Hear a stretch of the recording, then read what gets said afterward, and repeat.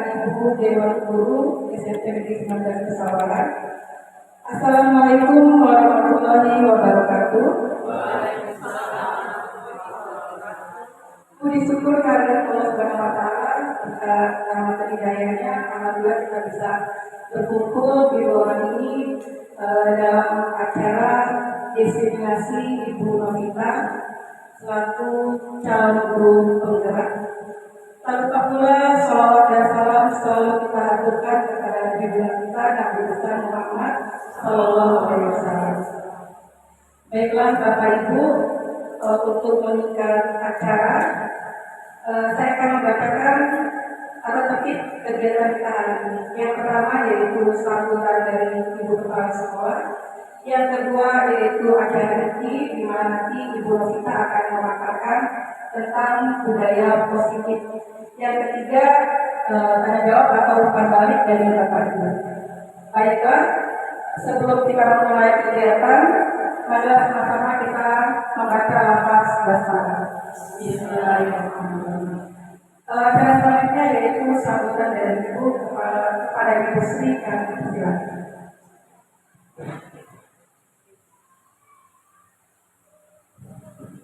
Assalamualaikum warahmatullahi wabarakatuh. Alhamdulillah dalam kesempatan yang baik ini kita berkumpul di ruangan kelas SPN Jakarta Pesawaran dan mengangkat destinasi calon guru penggerak atas nama kita. Terima kasih kepada kawan-kawan Bapak Ibu Dewan Guru yang sudah bersedia ikut bersama-sama dalam kegiatan di pagi hari ini. Bu Novita selaku calon guru penggerak dalam kesempatan ini akan mengajak kita untuk melakukan kegiatan praktik baik ya, untuk membiasakan budaya positif yang insya Allah nanti ilmu yang kita dapatkan di penyerapan hari ini akan kita bawa ke dalam kelas sebagaimana tugas kita melaksanakan tugas mengajar di kelas masing-masing yang Bapak Ibu mampu. Mudah-mudahan dalam kegiatan ini tentang praktik baik ya,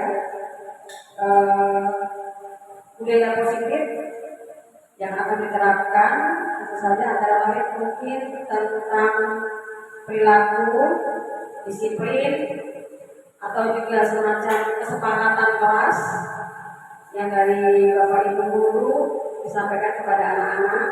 Kesepakatan apa yang ingin diperbuat, yang ingin dilakukan, sehingga akan berdampak baik kepada anak-anak didik kita semua untuk mencapai tujuan pembelajaran dan bersikap tingkah laku yang baik sesuai dengan disiplin yang kita terapkan di sekolah kita. Mudah-mudahan kegiatan hari ini membawa hasil yang baik bagi pondok kita khususnya untuk kegiatan calon guru penggerak ke depan dan juga menugaskan hal-hal yang baik kepada Bapak Ibu Dewan Guru yang ada di ruangan ini. Itu saja, tetap semangat kepada Ibu Novita selaku CGP dan kepada kawan-kawan semua yang mudah-mudahan nanti juga kita semua akan mengikuti calon guru penggerak sehingga akan lebih memajukan, mengedepankan anak-anak kita menjadi lebih baik lagi. Itu saja, wabillahi taufiq wal hidayah. Wassalamualaikum warahmatullahi wabarakatuh. Terima kasih kepada Ibu Sri atas sambutannya. Baiklah, menaikkan acara selanjutnya yaitu acara inti kegiatan mempresentasikan tentang budaya positif yang akan disampaikan oleh Ibu Novita. Kepada Ibu Novita dipersilakan.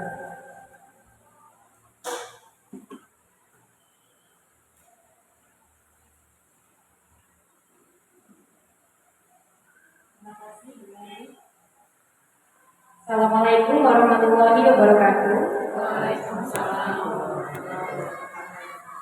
Selamat pagi Bapak Ibu Dewan Guru. Terima kasih sudah hadir di ruangan ini.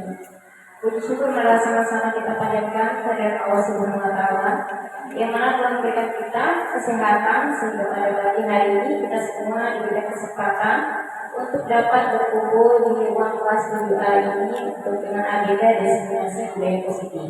Dan yang kedua, sholat beserta salam, maka sama-sama kita panjatkan kepada junjungan kita Nabi besar Muhammad Sallallahu Alaihi Wasallam yang kita nantikan syafaatnya di kemudian nanti. Amin. Yang terhormat yang kepala sekolah SMP di semua kesalahan administrasi yang terhormat Bapak Ibu Dewan Guru beserta staf tata usaha yang hari ini hadir di ruangan ini. Sebelum kita mulai, saya ingin mengucapkan terima kasih sebanyak-banyaknya untuk teman-teman yang hari ini berkenan ya membantu saya dalam menyelesaikan tugas pendidikan calon guru penggerak. Nah sebelum itu saya ingin memperkenalkan diri dulu, walaupun kita udah biasa ya sudah kenal, tapi saya ingin memperkenalkan diri saya dulu. Saya calon guru penggerak angkatan ke-9 ya. Mungkin di sini ada guru penggerak lain, tapi kita beda angkatan. Ya, jadi kita perkenalkan dulu bahwa saya ini adalah adik tingkat dari Ibu Mary, seperti itu. Jadi angkatan ke-9.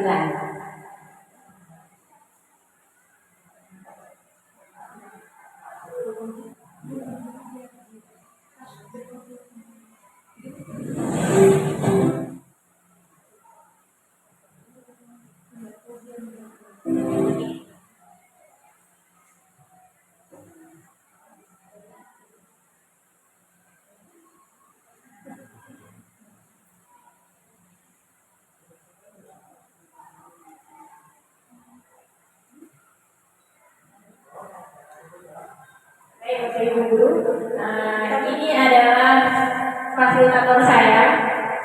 Fasilitator saya Ibu Ari Ahyani MPD, beliau bertugas di Lampung Utara. Ya, fasilitatornya ini mengajar matematika di sebuah SMP negeri dan berdinas di sana di Lampung Utara. Kemudian ada Ibu pengajar saya Ibu Fasila MPD, mungkin Bapak Ibu sudah tidak asing karena sudah 2 kali ke sini mendampingi saya di pendampingan praktik ya. Dia ada saya sendiri sebagai calon PIP angkatan ke-9. Baik Bapak Ibu, di sini ada sebuah video. Ya, videonya ini di sekolah kita Bapak Ibu. Ya, video ini kegiatannya terjadi pas saya record itu di kelas 7E.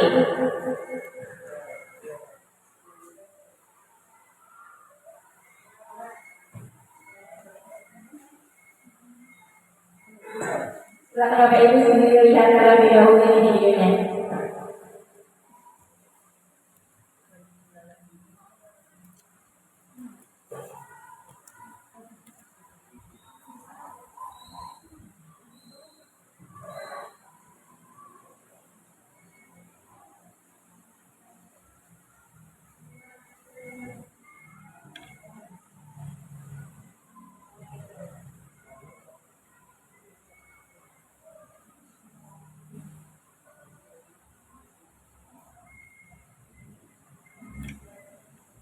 Jadi ini videonya tuh di kelas 7 ini ada siswa yang datang terlambat ketika saya mengajar. Karena saya mengajar itu kebetulan di jam pertama Bapak Ibu ya. Jam pertama kedua, jadi si anak ini datangnya terlambat dan dengan wajah yang biasa saja masuk kelasku ya salam, tapi dengan wajah ekspresinya biasa saja.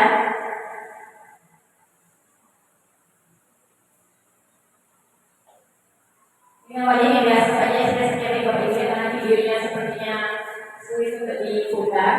Jadi saya akan biasa saja. Sebenarnya itu si anak kita itu ekspresinya biasa saja masuk ke kelas dengan santai menyampaikan salam kepada saya saat duduk di meja guru, tapi tidak ada permintaan maaf.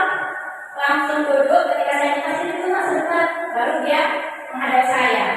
Yaitu saya bilang kenapa terlambat? Sudah langsung saya suruh duduk dan kemudian mengikuti pelajaran seperti biasanya. Nah, yang di sini ini saya tanyakan bagaimana pendapat Bapak Ibu Guru terkait video yang baru saja ditayangkan, yang seperti yang sudah saya jelaskan tadi. Pendapat Bapak Ibu Guru seperti apa? Misalnya ada murid yang terlambat, kemudian dengan ekspresi wajah yang biasa saja tanpa mengucapkan Selagi ditanya oleh gurunya, menurut Bapak Ibu bagaimana?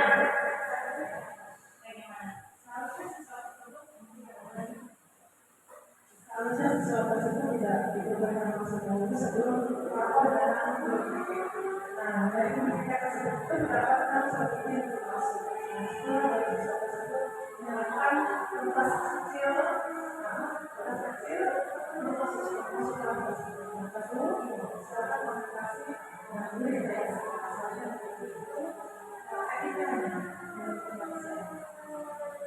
Baik, terima kasih sekali Bu Ida ya. Jadi Bu Ida tadi menyebutkan bahwa seharusnya murid tadi itu guru PK terlebih dahulu izin, kemudian bilang kalau dia terlambat dan mereka sudah pesankan ya supaya dia bisa masuk ke kelas mengikuti pelajaran seperti itu. Baik, terima kasih. Nah, Bapak Ibu, pada kesempatan pagi hari ini saya ingin menyampaikan destinasi budaya positif. Nah, budaya positif ini ada 8 konsep intinya. Yang pertama ada paradigma perubahan, kedua disiplin positif, ketiga nilai-nilai kebajikan, kemudian kebutuhan dasar manusia, dan yang keempat dan kelima ada motivasi perilaku manusia, keenam posisi kontrol guru, ketujuh keyakinan kelas dan yang terakhir adalah segitiga restitusi. Baik. Nah, ini ada beberapa pertanyaan semangat Bapak Ibu ya. Apakah Bapak Ibu setuju dengan pernyataan ini? Ada beberapa pertanyaan di sana. Yang pertama, hukuman dapat mendisiplinkan murid. Bagaimana Bapak Ibu pendapatnya? Apakah hukuman dapat mendisiplinkan murid? Coba yang berkenan untuk menjawab. Pak Ridwan? Apakah Bapak setuju dengan pernyataan bahwa hukuman dapat mendisiplinkan murid?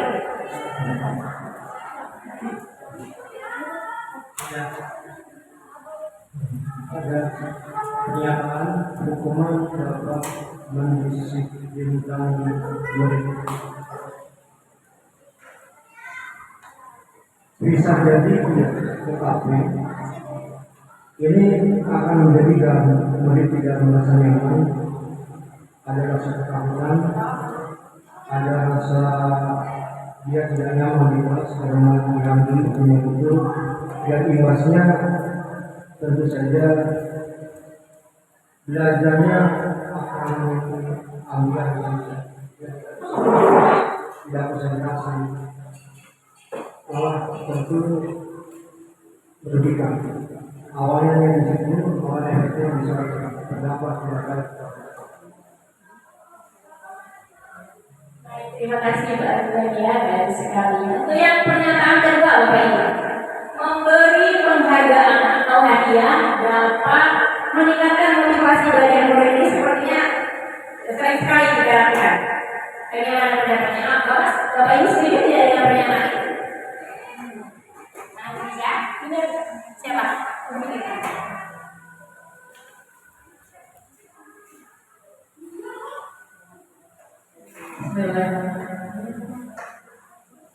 Kalau memberikan penghargaan apabila dia melakukan yang positif, saya setuju dia seperti hadiah untuk memotivasi anak itu sendiri dan teman yang lain. Saya setuju apabila itu diberikan hadiah, apabila dia melakukan hal yang positif. Terima kasih banyak ya saya. Yang ketiga, memberikan hukuman dengan membersihkan toilet. Ini dapat meningkatkan disiplin murid. Ya, gimana Bapak Ibu? Kalau untuk yang pernyataan ketiga, kira-kira memberikan hukuman dengan membersihkan toilet dapat meningkatkan disiplin murid. Bisa jadi saya membersihkan toilet ke lapangan ini 5 kali. Atau misalnya kamu tiket bersihkan kelas dari A sampai B atau sampai Z. Kira-kira itu pernyataan itu Bapak Ibu setuju ya? Bagaimana Bapak Ibu? Tidak setuju ya? Baik ya, jadi untuk pernyataan yang ketiga ini tidak setuju semuanya ya. Terima kasih Bapak Ibu. Nah, ini ada gambar tangan menggenggam. Ya Bapak Ibu ya, tangan menggenggam di sini. Saya akan meminta bahwa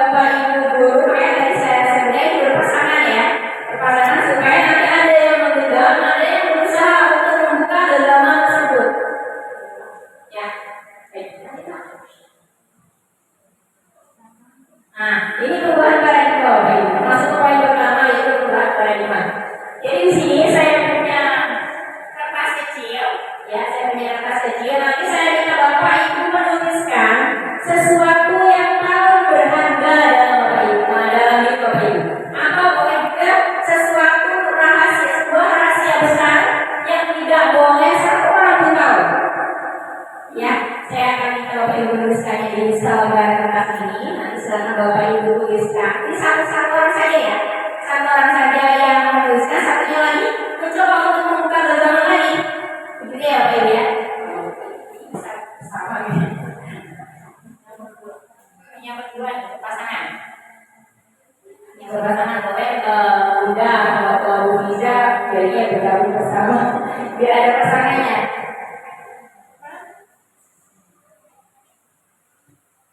Ini sebenarnya SBK Bapak Ibu ya, tapi kita ada kaitannya dengan materi kita.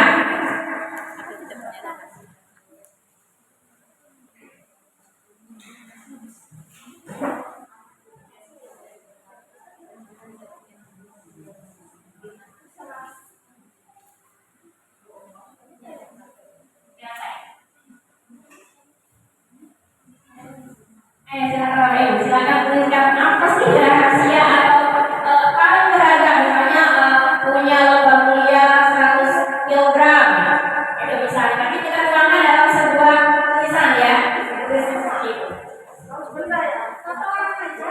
Kan berpasangan nih, berpasangan ya Bapak Ibu ya, satu orang yang tuliskan, satu orang saja. Nanti satunya bisa membuka genggaman lagi Bapak Ibu. Gitu. Ya tadi contohnya misalnya punya emas 100 kilo logam mulia ini dituliskan tapi bisa di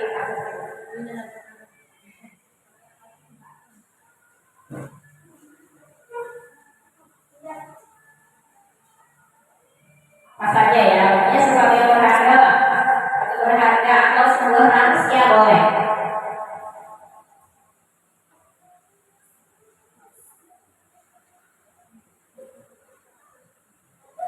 Nah kemudian letakkan kertas yang sudah bertuliskan dengan sesuatu yang berharga atau rahasia besar Bapak Ibu tadi di genggaman Bapak Ibu.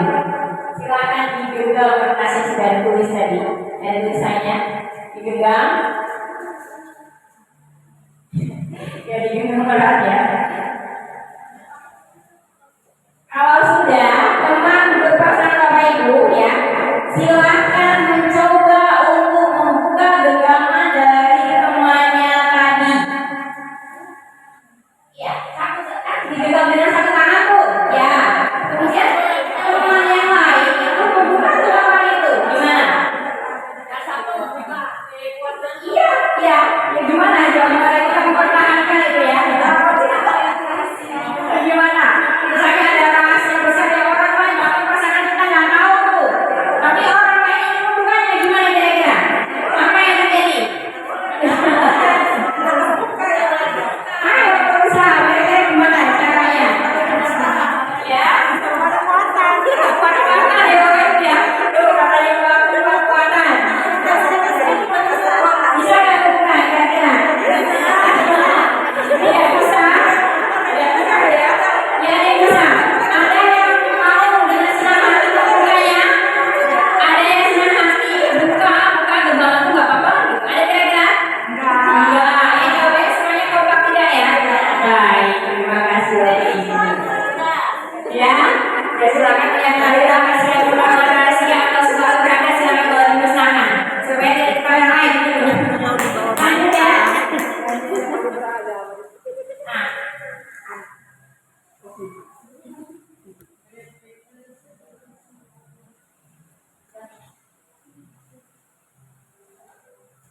Nah, baik Bapak Ibu ya, kan itu sebenarnya SBK ya, sekaligus itu merupakan sebuah teori yang ada hubungannya dengan budaya positif ini, terutama paradigma perubahan.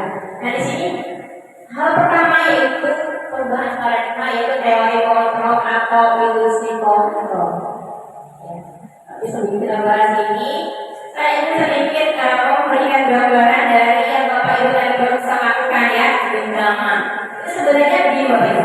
Ibaratnya kita menggenggam sesuatu yang sangat penting. Ada orang lain yang memilikannya, pasti tidak boleh ya.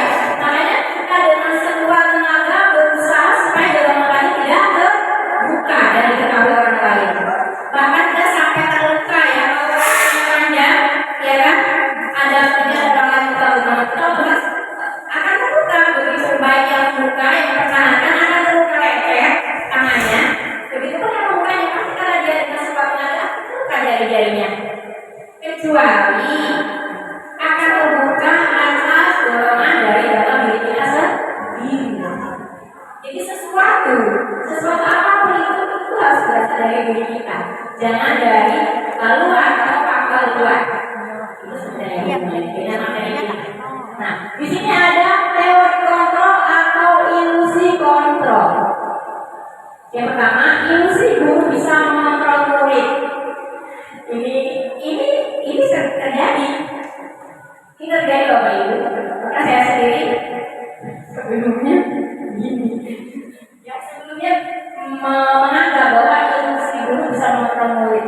Sebelum kita bahas ini masih saya juga sebenarnya ya mengalami menggambarkan ilusi itu apa sih? Ada dua jenisnya. Ilusi itu kalau dalam ilusi itu hanya kayak bayang semu. Ya, hanya bayang semu, hanya angan-angan hanya ada di pikiran kita. Bayangnya seperti ini. Itu ilusi. Bayang semu, hanya angan-angan. Jadi kalau ilusi di guru bisa mengontrol murid, kira-kira bagaimana? Kita berpikir sih bahwa guru ini bisa mengontrol murid kita. Bisa Ibu?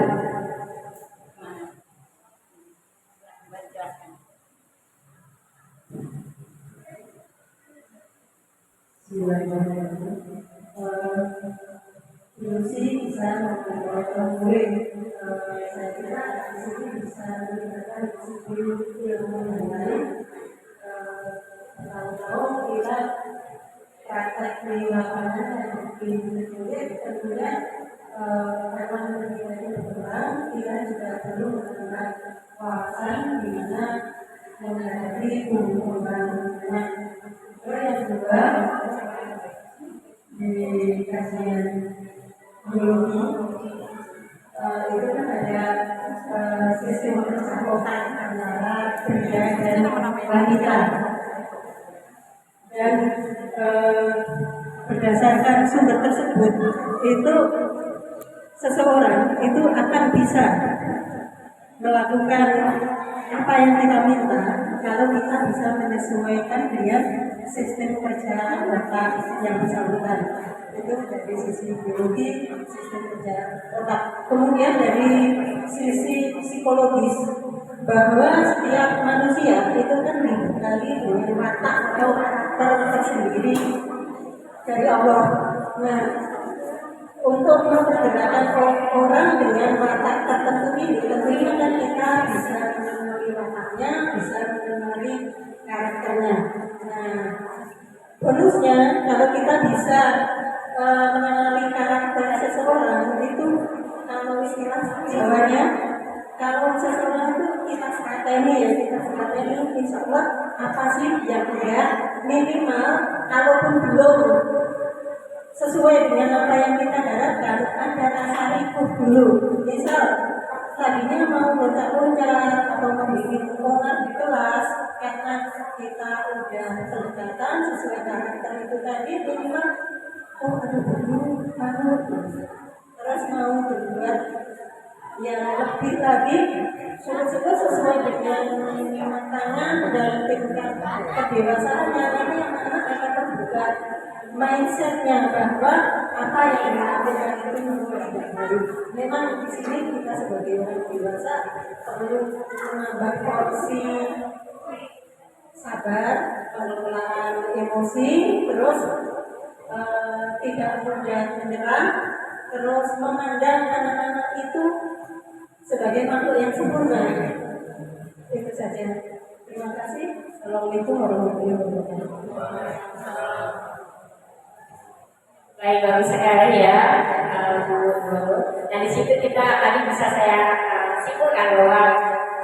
membutuhkan kesabaran ekstra ya untuk menghadapi murid itu. Karena Bapak Ibu tanpa kita memilih murid kita ini bukan murid zaman dulu ya, bukan murid zaman dulu. Kalau ibaratnya kalau bisa dikatakan mereka itu bisa mendapatkan semua yang dicari di Google ya melalui sosial media. Tapi bagaimana kita sebagai guru itu bukan hanya memberikan ilmu, memperasai ilmu, tapi juga kita memperbaiki akhlaknya atau memperbaiki lakunya. Kemudian ilusi yang kedua, bahwa kritik dan membuat orang merasa bersalah dapat mengubah karakter murid. Maksudnya di sini gini Bapak Ibu. Misalnya murid tadi itu datang ke kelas sudah bersih, kita misalnya dulu habis ada mau ada acara, kelasnya sudah bersih, tiba-tiba murid tadi datang dengan kondisi kakinya yang kotor, ya kakinya kotor atau dia mengotori kelas yang sudah bersih tadi yang akan kita gunakan untuk kegiatan. Terus kita bilang, Masya Allah, kamu makasih ya sama ibu, udah coba bersih loh, pasti mau dipakai sebentar lagi. Gimana coba? Itu salah satu contohnya. Nah, kira-kira apakah dengan kita membuat anak merasa bersalah dengan kata-kata kita tadi itu bisa mengubah murid karakter murid? Bagaimana? Apakah dengan kita ngomong tolong karena kasihnya mau ibu kan bersih sampai masuk motorin lagi? Nah, kira-kira apakah dengan kita ngomong begitu murid akan bisa mengubah karakternya? Bisa lebih bagus daripada kekerasan. Harusnya bisa ya, harusnya bisa Bapak Ibu. Tapi itulah ilusi kita, itulah ilusi guru bahwa kita itu berangkat kalau kita mau begitu, murid akan kasihan dan akhirnya dia mungkin ya udah saya bersih lagi. Itu memang jawaban murid ketika itu Bapak Ibu. Ketika kita bisa ngomong begitu, murid kan semakin baik kebiasaan bersihkan kembali. Itu ketika itu saja. Tapi tidak dengan selanjutnya. Ya, itu hanya ilusi bayangan kita bisa mereka karakternya akan berubah serta kita bilang begitu. Tapi itu tindakan itu berubah ketika itu saja, hanya saat itu, tidak dengan kemudian. Begitu. Jadi itu sebenarnya hanya ilusi bayangan atau bayangan semu kita.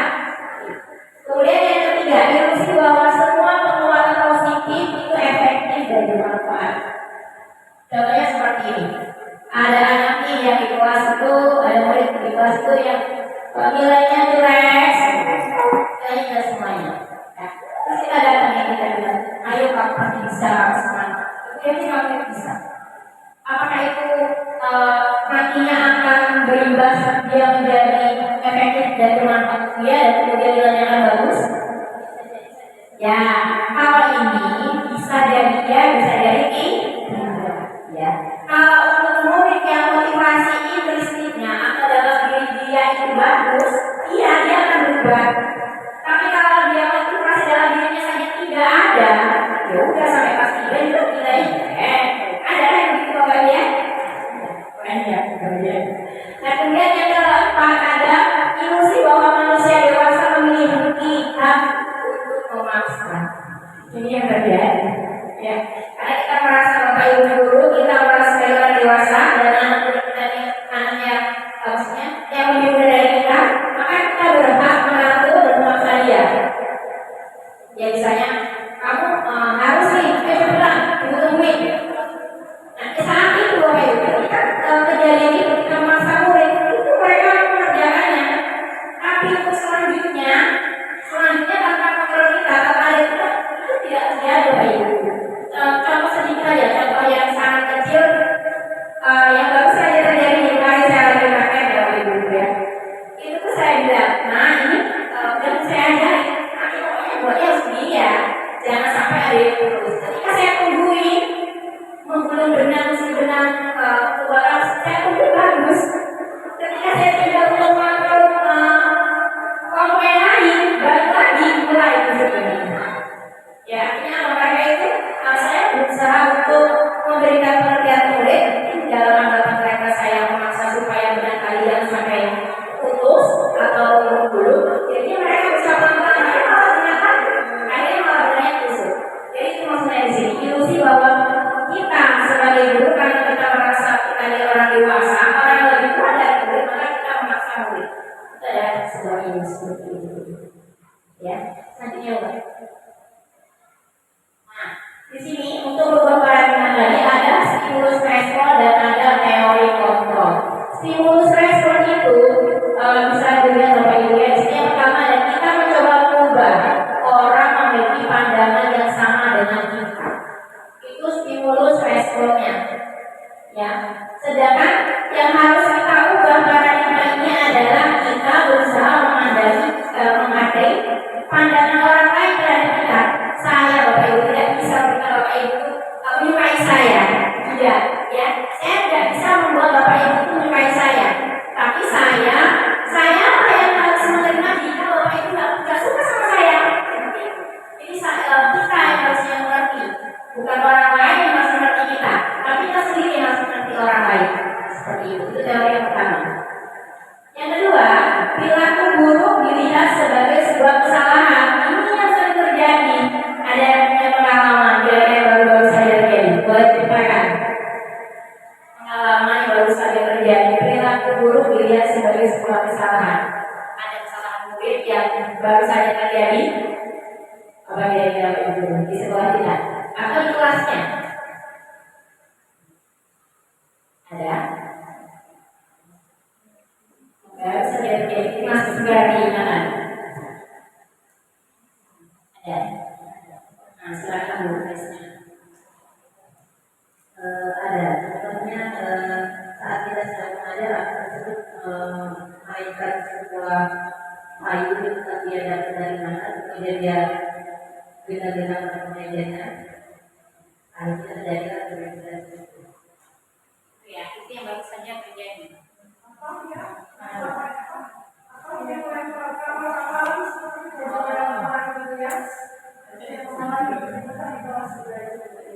Baik, ini baru saja terjadi. Misalnya beragam ya, rasa banyak, sesuai banyak, seperti di beragam.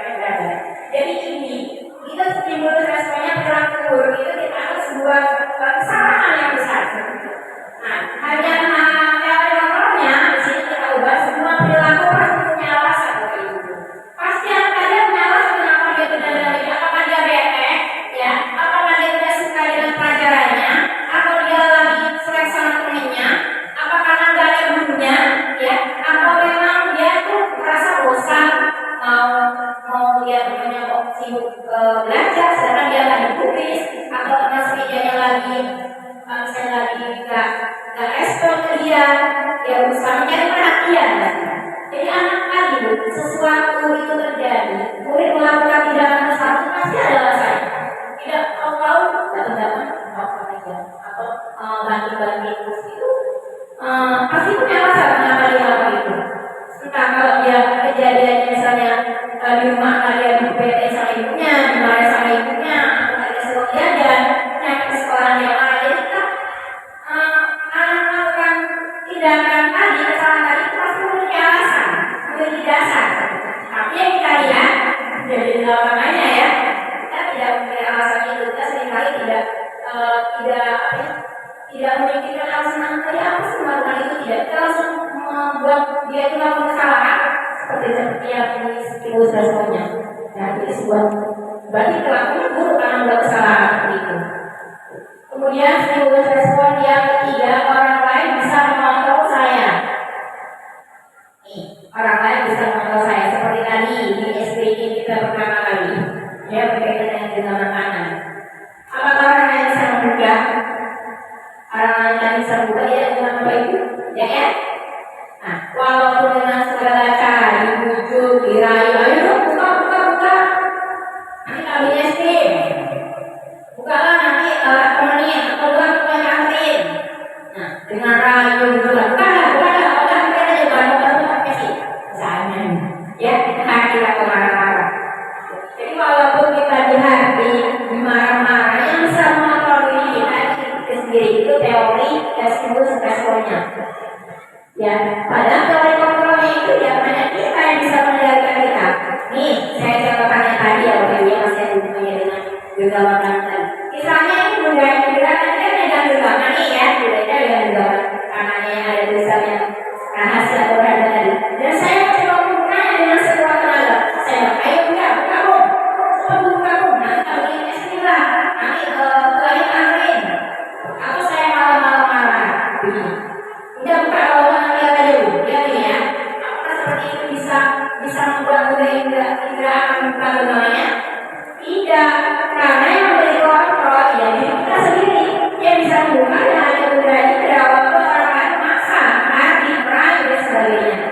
Seperti itu Bapak Ibu ya. Kemudian yang lain ada saya ini dan lain ya. Oh iya, saya bisa mengontrol orang lain. Ini kemudian yang bisa mengontrol di sini belajarnya Bapak Ibu ya. Ini belajar dari yang sebelumnya. Lanjut Pak. Nah, apa itu budaya positif? Apa yang terdengar dalam pikiran Bapak Ibu apabila mendengar kata budaya positif sekarang Bapak Ibu? Siapa ini mengemukakannya? Apa sih budaya positif itu?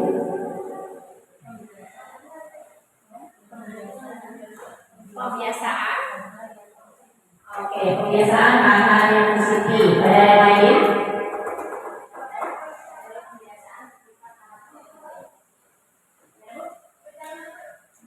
Baik, terima kasih teman-teman. Saya mencoba jawab dari menurut saya kalau misalnya belum pas, budaya itu kan kebiasaan ya, kebiasaan. Saya tahu ya budaya positif jadi kebiasaan positif dari hal kecil dari kecil sampai besar yang bisa diterapkan yang nanti akan membentuk sebuah karakter dari kita. Jadi menurut saya seperti itu. Jadi bagaimana kita bisa mengenal kembali karakter positif ya mulai ada kebiasaan dari hal kecil. Jadi nanti akan bertanam dalam diri kita bahwa kita punya nanti akan jadi apa? Orang yang bisa seperti ya. Terima kasih Bu bagus sekali ya. Jadi budaya positif itu adalah nilai-nilai positif atau kebiasaan-kebiasaan positif yang dimulai dari hal kecil. Nah, di sini bisa kita lihat Bapak Ibu ya. Budaya positif itu merupakan perwujudan dari nilai-nilai atau keyakinan universal yang diterapkan di sekolah. Budaya positif diawali dengan perubahan paradigma dan teori kelompok tentang ilmu agama. Makanya tadi saya bahas sebelumnya yang ada paradigma perubahan, kemudian teori kelompok karena ada hubungannya dengan budaya positif ini Bapak Ibu. Ya, di sini bisa kita lihat. Selama ini barangkali kita sebagai guru merasa berkewajiban mengontrol perilaku siswa agar perilaku sesuai dengan yang kita harapkan. Nah, di sini ini adalah disiplin positif, ya. Disiplin positif bisa Bapak Ibu lihat merupakan sebuah cara penerapan disiplin tanpa kekerasan dan ancaman, ya. Yang dalam prakteknya melibatkan perilaku komunikatif efektif antara guru dan murid. Nah, kita di sekolah otomatis pasti melibatkan yang terlibat itu ya guru dan murid. Jadi dia positif dari kita ajarkan untuk murid.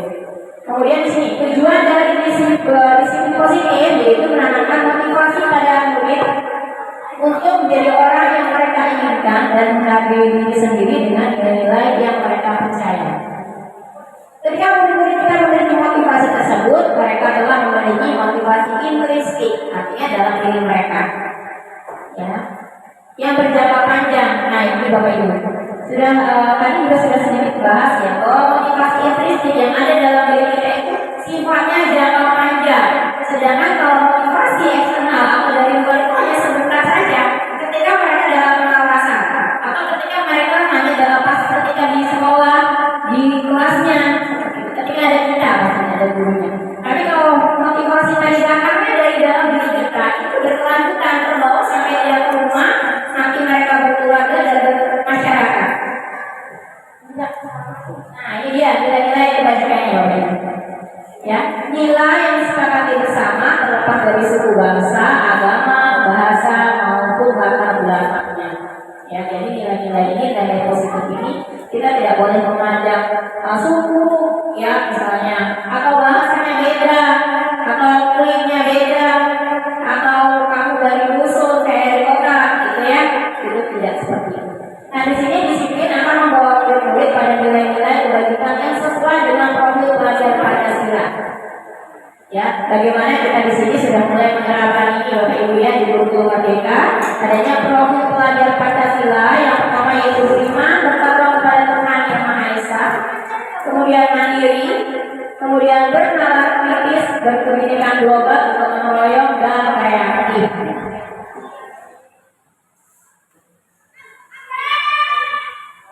Kita lihat nilai positifnya Bapak Ibu ya. Sekarang ada kebutuhan dasar manusia. Jadi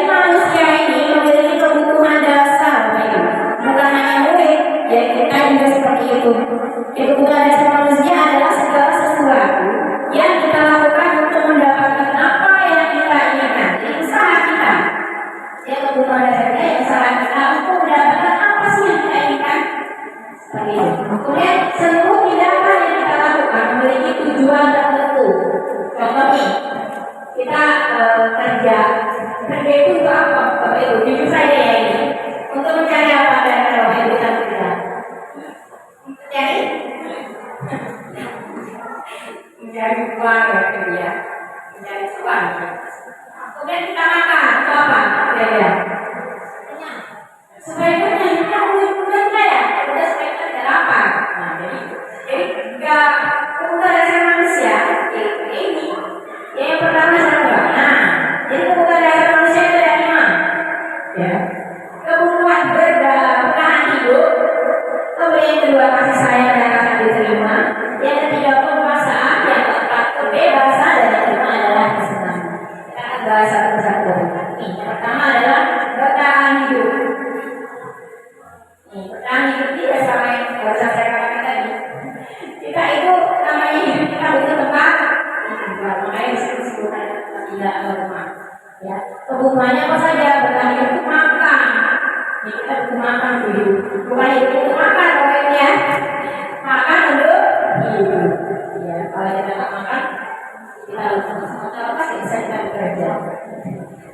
Kemudian ada lagi tempat tinggal dari rumah. Kemudian keamanan dan kesehatan. Kita punya segalanya, tapi kita ini seperti itu tidak ya. Jadi kebutuhan kita ya seperti itu merupakan kebutuhan dasar kita. Kemudian yang kedua kebutuhan dasarnya yaitu kasih sayang dan terima. Nih, ya kasih sayang dan diterima itu bagaimana? Diterima di lingkungannya. Ya ada orang yang pintar, ada orang yang sakit, dia pintar, dia kaya, tapi dia di lingkungannya tidak diterima. Atau contoh kecil yang sekolah itu rasanya ada anak itu pintar, anaknya cantik, baik, ya sopan juga, segala perilakunya bagus sampai guys. Tapi dia tidak diterima di tempat teman-temannya. Kira-kira gimana perasaan dia isi tadi yang kalian tadi? Ya, jadi itulah kebutuhannya. Dia memiliki kebutuhan itu kasih sayang dan diterima. Di lingkungan sekitarnya. Itu kebutuhannya. Jadi ini harus diperhatikan sekali. Kemudian yang ketiga ada penguasaan. Penguasaan di sini ada harga diri, keinginan dan dianggap, kemudian pemimpin berprestasi diakui dari diri. Kalau penguasaan ini sebenarnya setiap manusia punya Bapak Ibu ini dia. Nah ini kebutuhan dasar. Jadi kalau misalnya ditanya nih, orang berbuat saya, kayaknya yang masalah, misalnya, jawabannya enggak. Kira-kira itu juga ada jawabannya. Karena sebenarnya itu merupakan kebutuhan dasar manusia untuk yang pertama lagi prestasi, diakui, menjadi pemimpin. Ya, itu sebenarnya. Jadi kalau dalam negosiasi, jadi kalau dalam negosiasi menjadi pemimpin, ya misalnya anak-anak sebenarnya pengen menjadi ketua sama ibu, tetapi ya kita harus menyadari, kembali kita harus menyadari kemampuan kita. Ya, lanjut. Nih, kebebasan. Jadi Bapak Ibu, misalnya ada anak ini sering terjadi ya. Misalnya kita ngajar buat anak izin bu, kayak izin bu sebentar lagi kayak izin bu misalnya mau beli pena. Ini sebenarnya ada hubungannya dengan kebebasan. Yaitu merasa boleh Bapak Ibu. Tidak menarik situasinya, perasaan dia, pandangan dia. Jadi itu mereka menginginkan kebebasan. Ya, jadi sini ada mandiri, memiliki pilihan, mencoba baru dan untuk mengendalikan diri. Ini untuk yang kebebasan. Yang terakhir ada kesenangan. Ya, jadi jangan serta-merta Bapak Ibu misalnya ada anak lagi mainan, di lapangan Bapak Ibu menghadapi mainan terus. Ya, terus Bapak Ibu itu sebenarnya kebutuhan dasar kita. Kita juga sebagai guru kita butuh yang namanya tawa, ya bercanda dengan teman, ya kan? Kemudian kita humor, misalnya ketika kita misalnya sekarang lagi viral lagi tiktokan, jangan terdapat tiktokan terus. Itu kesenangan dia, itu bukan dasar manusia. Sebenarnya kalau kesenangan kita sama, tapi dengan hal yang lain seperti itu. Nanti Pak. Nah, yang ketiga ada motivasi perilaku manusia. Yang pertama menghindari hukuman atau ketidaknyamanan. Kemudian yang kedua mendapatkan penghargaan atau imbalan. Ini yang sebelumnya tadi sudah saya motivasi eksternal dan motivasi internal. Ya kalau motivasi internal itu dalam diri kita menjadi orang yang mereka inginkan, menghargai diri sendiri dari nilai-nilai yang mereka percaya, dan kalau motivasi eksternalnya itu ada menghindari hukuman ya kan, udah dikerjakan aja daripada dihukum. Padahal dalam hati dia nggak ingin kayak itu, karena bukan motivasinya katanya ada di dalam dirinya, tapi karena kita menghati, ketika saya mungkin akhirnya kerjain saja daripada dihukum. Kemudian yang kedua mendapatkan imbalan, tidak hadiah, ya kan? Nanti kalau kamu bisa nyebatin ibu tapi kerja kamu dibeliin, contohnya, ya imbalannya itu ya, imbalannya yang lain. Lanjut posisi kontrol guru. Jadi posisi kontrol guru itu ada penghukum, pembuat merasa bersalah, teman, pemantau, manajer. Tunggu Pak. Nah, di posisi ini Bapak Ibu Guru, ini kan posisi kontrol kita nih sekarang ya. Apa yang sudah sering kita lakukan? Posisi mana yang sering kita tempatkan di mana posisinya kira-kira? Posisi kita sekarang ini gimana ini? Kira-kira ya Bapak Ibu Guru pasti ya. Setiap Bapak Ibu Guru pasti beda posisi kontrolnya. Kira-kira kalian gimana posisi kontrol gurunya Pak? Kalau ditanya gitu ya, saya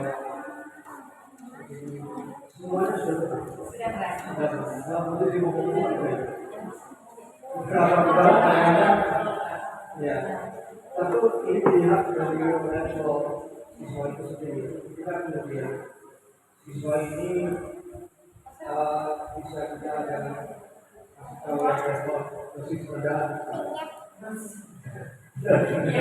ya sembuh ya, kita lalu berbeda dengan cara yang agak keras. Sebagai teman, karena kan posisi guru juga penting kita sementara lepaskan dulu sebagai guru juga kita menjadi seorang teman. Saya amat sih, karena saya mungkin salah satu guru yang menjadikan tempat kita manajer juga jadi perlindungannya memang pernah saya laksanakan tergantung pada kondisi siswanya itu modelnya disesuaikan dengan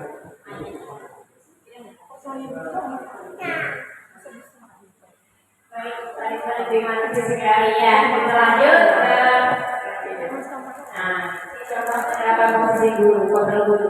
Aku sebelum itu Bapak Ibu Guru, ini jujur saja ya, materi disiplin positif terutama kontrol ini sangat membuat ketika saya belajar itu saya tuh merasa tercari-cari juga. Benar Bapak Ibu. Jujur saja saya rasanya merasa sangat bersalah. Karena itu ternyata mengimbas di lingkungan keluarga kita Pak, di rumah begitu ya. Ketika saya belajar itu saya berarti ya begitu apa ya? Benar banget materinya Pak. Begitu. Jadi kita kontrol kita sebagai guru kalau dari sekolah. Di rumah begitu juga sebagai guru anak. Bagaimana kita bersikap ke anak kita bersekolah itu sangat ternyata wow sekali. Tidak seharusnya bisa seperti itu. Itu yang saya. Sebenarnya pada materi kontrol guru ini itu sangat bermanfaat sekali ya Pak Ibu. Ya terutama sebenarnya mereka ya. Ini materi ini yaitu tentang positif, budaya positif. Itu saya jadi teringat kebetulan saya suka mempelajari tentang hidup. Mungkin ada pemilihan ya mengenai tentang positif dan budaya positif. Bagaimana kita menyikapi siswa yang dengan mereka perilaku seperti apa, pendekatannya bagaimana, sehingga kemudian harapannya ada perubahan perilaku siswa ini menjadi yang lebih baik. Tapi pada intinya memang kalau sebisa mungkin hindari kekerasan. dari agama, dari dengan istilahnya Sampai ke kayak itu sebenarnya sama.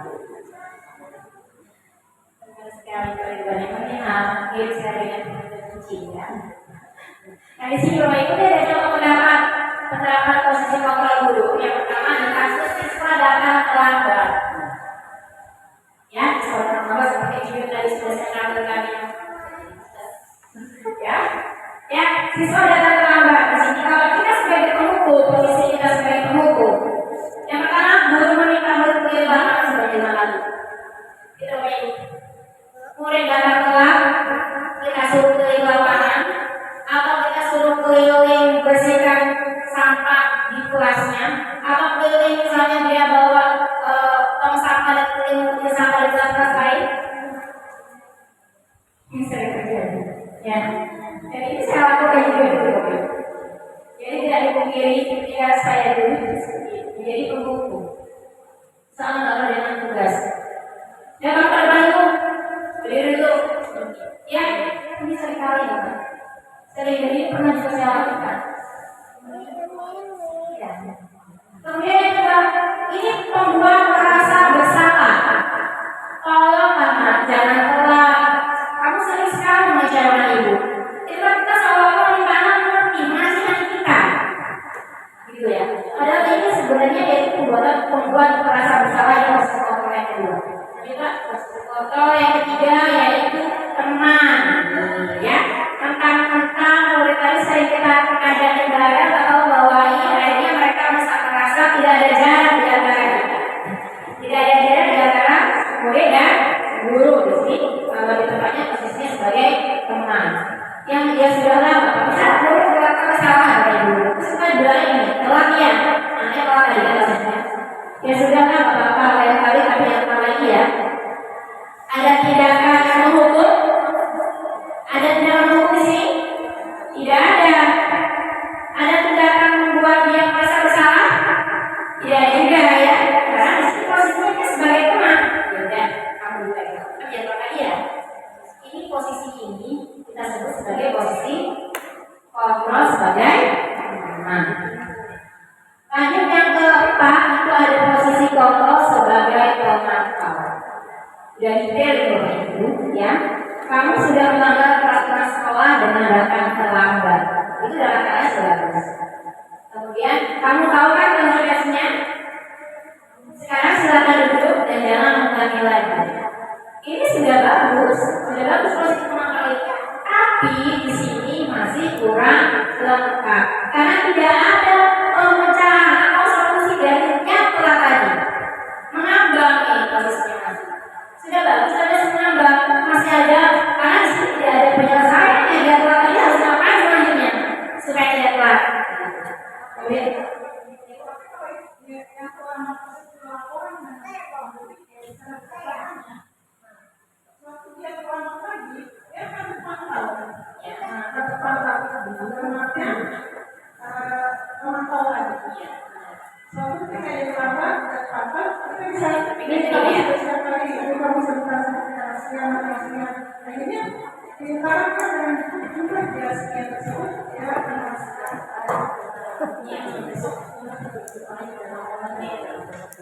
baik, benar sekali ya. Bagaimana saya ada berpikir begini, berpikir tadi mencatat teman-teman sudah berapa kali seperti itu ya. Lanjut, yang selanjutnya ini adalah posisi kontrol sebagai manajer. Manajer ini artinya pengatur ya. Maksudnya apa? Kalian sini. Apakah kamu tahu usaha kamu apa? Ketika datang ini datang terlambat. Kita maknanya tidak serta-merta bisa dia terlambat Bapak Ibu. Dia masuk ke sistem kan dia masuk kelas. Tapi setelah kelas tadi sudah berakhir, pelajaran sudah berakhir atau pas jam istirahat, kita panggil secara pribadi si anak untuk menghadap kita. Kita tanya, kamu tahu kesalahan kamu apa? Dia merasa, oh iya, saya terlambat kesalahannya. Kemudian kita tanya lagi, kira-kira bagaimana cara kamu perbaiki kesalahan kamu? Kita kembalikan kepada dia. Dia yang berkesalahan, kelamaran. Kita tanya sama dia, kira-kira kamu gimana solusi dari kamu yang kelamaran? Kita tanya terlebih dahulu. Dia itu sebenarnya kurang ada sebabnya. Misalnya kabar buat kayak bocor, atau dia mau kesiangan, atau misalnya dia nggak berusaha ibunya malah berdikasi jajan, ya atau dia nunggu teman terlalu lama, ternyata temannya nggak sekolah, misalnya. Jadi alasannya. Jadi untuk manajer ini langsung ada solusinya. Belajar dari masalah langsung ada solusinya. Kenapa dia terlambat dan kira-kira bagaimana kita kembali ke murid? Kita hanya menuntut murid menemukan jawabannya, sedangkan murid sendiri lah yang menemukan jawaban tadi. Misalnya nih, tadi terlambatnya karena saya ingin ban motor saya pecah, atau saya nggak bisa bensin bu, ya, makanya mau dulu nggak bisa bensin. Jadi kita tanya murid kira-kira solusinya apa? Apa yang kita tahu supaya kamu bisa melakukan lagi? Kalau tadi dia yang ban pecah atau ban motornya kali bensin, berarti lain kali kalau itu dicek dulu bisnis supaya jangan sampai telat, jangan sampai telat jalan. Itu solusinya kita kembalikan kepada murid, karena murid lah yang punya jawabannya. Baik, nah di sini ada pernyataan Bapak Ibu, ada beberapa pernyataan. Ini kira-kira menurut Bapak Ibu itu masuk ke teori kontrol yang mana? Yang pertama, Bapak Ibu kecewa sekali sama kamu. Merasa bersalah. Gimana Bunda? Terima kasih Bapak untuk yang kalimat Bapak atau untuk kecewa sekali sama kamu. Kalau menurut saya ini mengacu ke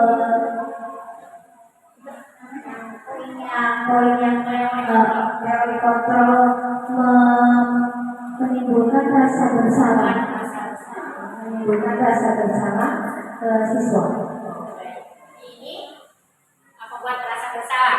Ya, teori kontrolnya untuk pernyataan Bapak Ibu kecewa sekali sama kamu ini merupakan membuat merasa bersalah. Baik, benar sekali ya, Ibu ya. Kemudian ada lagi nih pernyataan yang kedua. Apa rencana kamu untuk menyelesaikan masalah kamu? Itu masuk teori yang mana, Bapak Ibu? Masuk teori yang mana? Sebagai?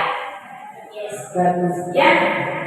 Ini masuk kepada manajer karena dia yang kita bertanya ke murid, murid akan menjawab bahwa dia ada yang bisa, dia sendiri yang bisa mencari solusi dari masalah dia.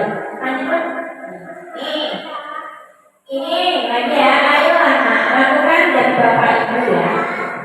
Ini masuk ke mana ya? Ekologi. Ya berapa sekali sih? Ya, teori apa sekali? Sebagai teman ya? Teman.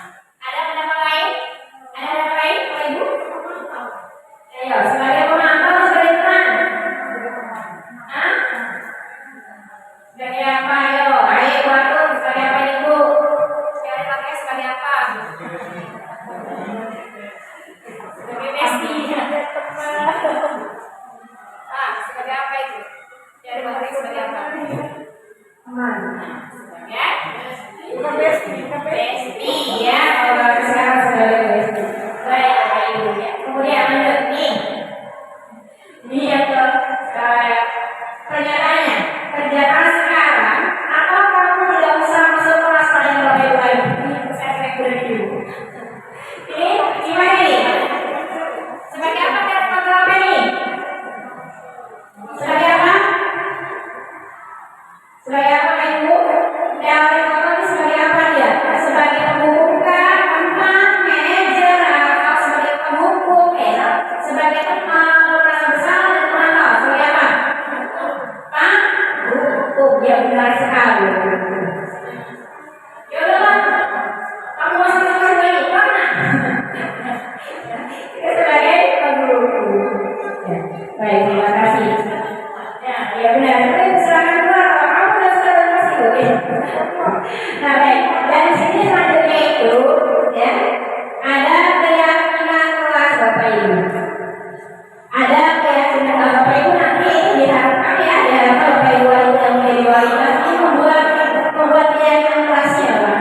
Ya, Bapak Ibu diharapkan sebagai wali kelas ini membuat keyakinan kelas bukan peraturan kelas Bapak Ibu. Kenapa? Sebenarnya Pak prosesnya.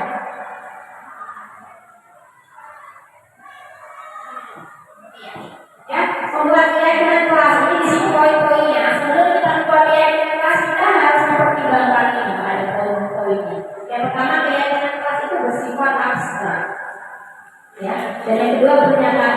bersifat universal atau umum.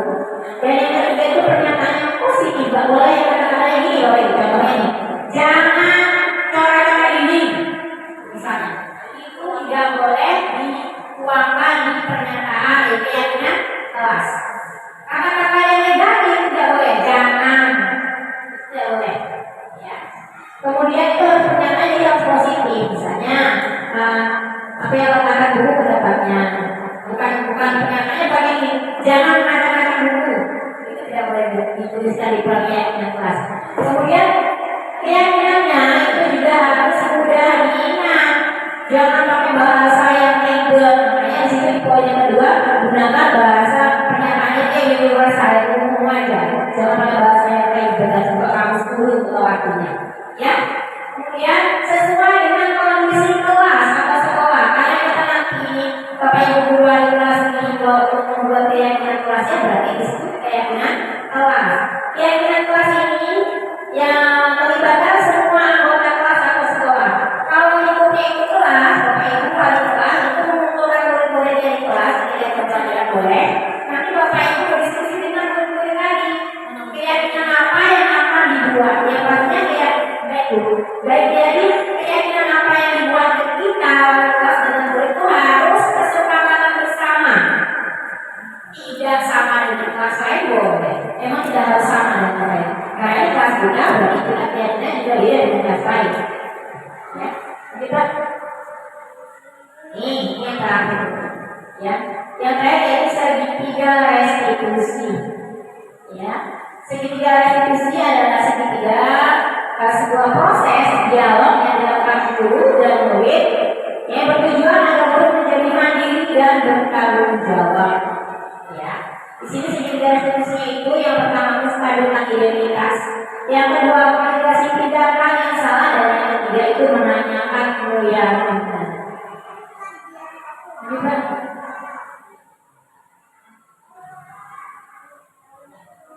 Apakah Bapak Ibu sebelum kita bahas ya, apakah Bapak Ibu di keyakinan kelas tadi sudah ada keyakinan kelasnya? Sudah? Nah, mungkin ada baiknya keyakinan kelas tadi di print, kemudian dilaminati dan di tempel di kelas. Jadi misalnya ada kelas apa kesalahan, dia baca keyakinan kelas kita ada koma lain. Jadi kita nggak susah-susah mengimankan hal-hal ini untuk menjelaskannya, gitu, ya. Dan kita lanjutkan yang ini menstabilkan identitas.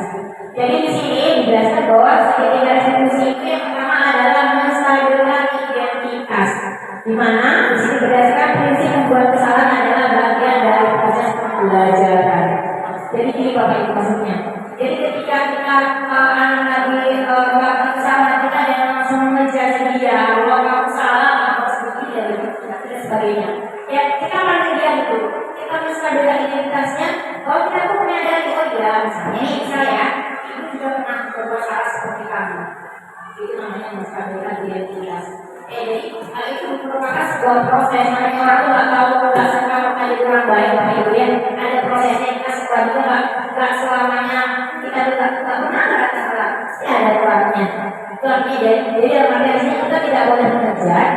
Jadi di sini berbuat salah itu wajar, misalkan kata-kata itu boleh. Ini berbuat salah itu wajar, nah ini juga pernah berbuat salah, ya. Atau tidak ada manusia yang sempurna dan itu dari salah. Itu juga boleh kata-kata seperti itu. Kemudian Bapak Ibu juga pernah melakukan kesalahan dan kamu berhak merasa begitu. Saya disakiti, ya wajar kamu merasa begitu. Kamu berhak kok merasa misalnya kamu jengkel sama teman-teman, kamu jengkel itu. Kita berusaha masuk ke menstabilkan identitas kita. Nah, yang kedua yaitu validasi tindakan yang salah. Nih, ketika murid melakukan kesalahan yang sering kali terjadi tadi, karena kita merasa kita orang dewasa, ya maka kita berhak menghakimi murid. Ini yang sering terjadi, ya. Maka di sini kita ini validasi tindakan ini berdasarkan prinsip setiap perilaku itu berupaya memenuhi kebutuhan tertentu. Karena ada upaya dari kebutuhan dasar manusia tadi, ya, ada kesenangan atau kebebasan atau perhatian, ya. Siapa tahu anak misalnya kayak anak tadi yang kata ada Bapak Ibu disebutkan bahwa salahnya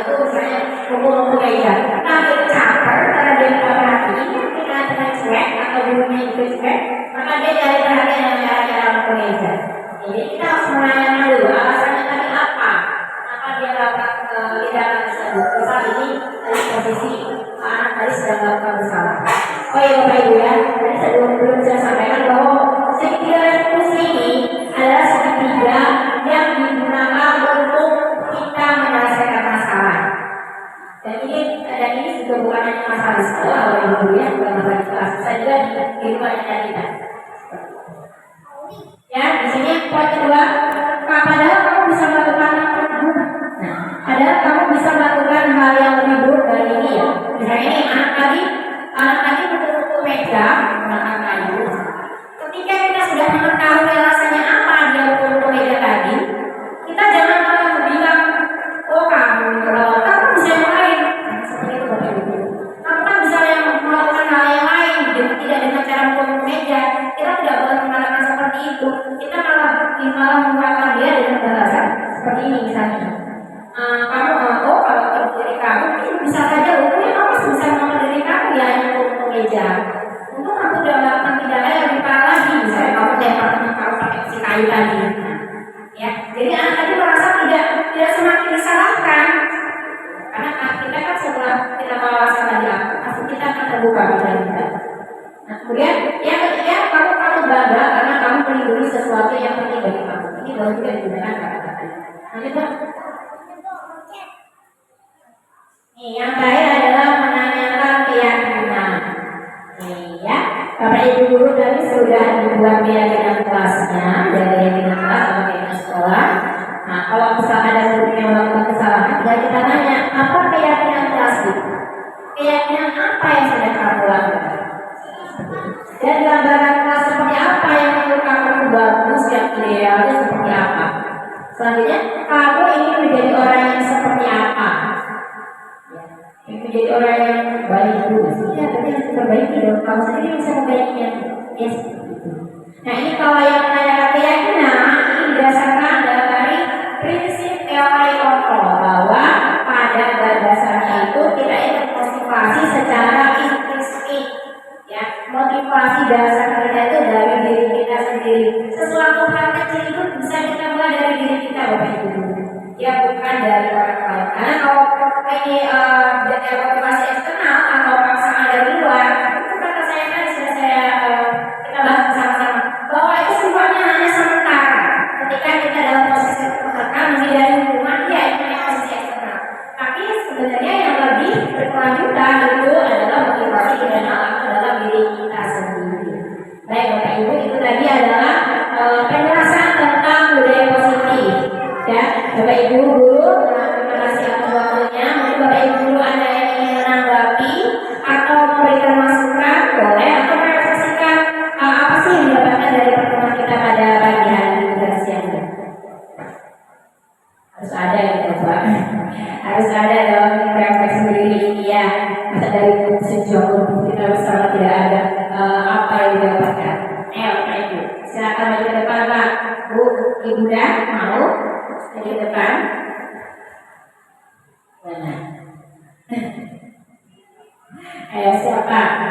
Bu Resti dulu bersuara nih. Ayo. Refleksi.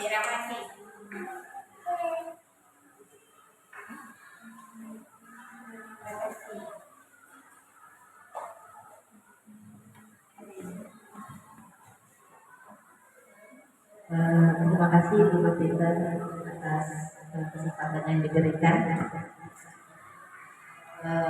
Refleksi apa yang saya dapatkan dari pembelajaran hari ini?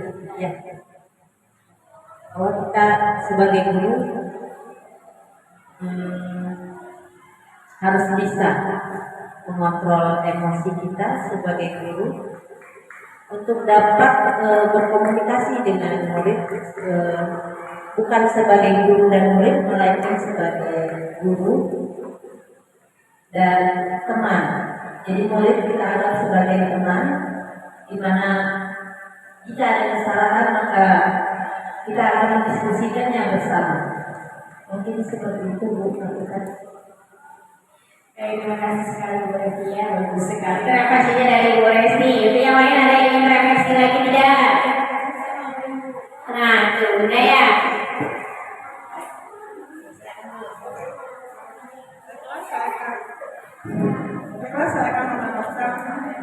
kita dari SD kepada Ibu Novita, sepertinya perlu disosialisasikan lagi beberapa poin-poin budaya positif itu kepada sekolah supaya betul-betul tertanam baik pada guru maupun pada siswa.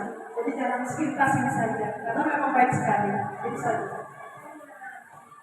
Baik, terima kasih Bunda ya, baik sekali. Bapak Ibu guru memang ini budaya positif ini memang butuh waktu ya. Kita ibaratnya kita menanam. Kita menanam sekarang tidak mungkin panennya saat ini juga. Ya, tapi beberapa bulan kemudian, tapi pastinya ada progres. Dan itu dimulai dari diri kita sendiri. Ya, cukup mungkin itu saja pertemuan